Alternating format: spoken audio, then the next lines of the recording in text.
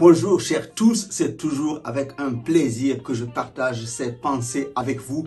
Et en cette journée, en cette semaine, je te partage cette pensée de la cachette à la révélation. Oui, de la cachette à la révélation, il n'y a qu'un pas, le pas de l'obéissance et de la soumission.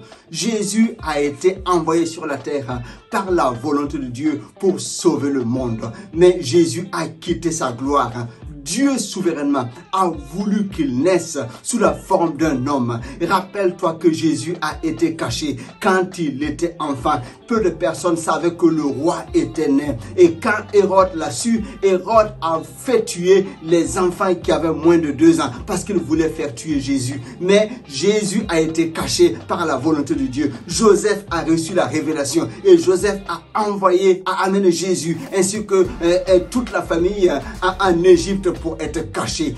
Le Fils de Dieu lui-même qui est venu pour accomplir une œuvre glorieuse sur la terre a dû être caché. C'était le plan de Dieu. Et pendant ce temps de cachette, Jésus croissait en stature, il croissait en connaissance jusqu'à ce que Dieu décide qu'il est temps de le révéler. Jésus est parti au Jourdain comme plusieurs se faire baptiser par Jean-Baptiste. Et quand Jésus est sorti de l'eau, une colombe, le Saint-Esprit est descendu sur lui et une voix s'est fait entendre en disant: celui-ci est mon fils bien-aimé en qui j'ai mis toute mon affection. À partir de ce moment, Jésus a été conduit dans le désert où il a passé 40 jours et 40 nuits dans la prière. Jésus a été tenté par le diable où il est sorti victorieux et le ministère a été glorieux comme nous le savons. Des miracles, la gloire de Dieu s'est manifestée partout jusqu'à nos jours. Le salut est donné au monde, mais cela a commencé par un temps de cachette,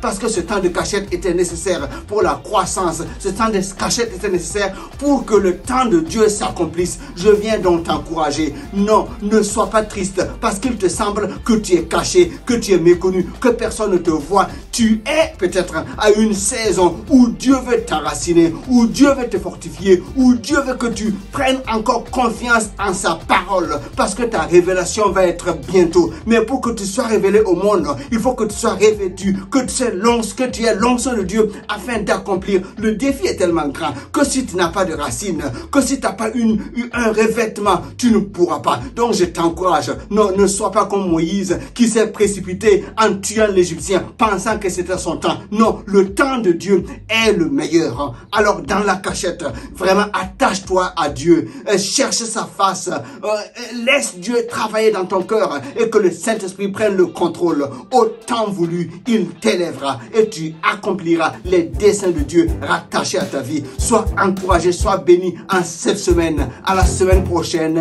on reste ensemble. Je te prie de partager. Allez, à bientôt. Bye bye.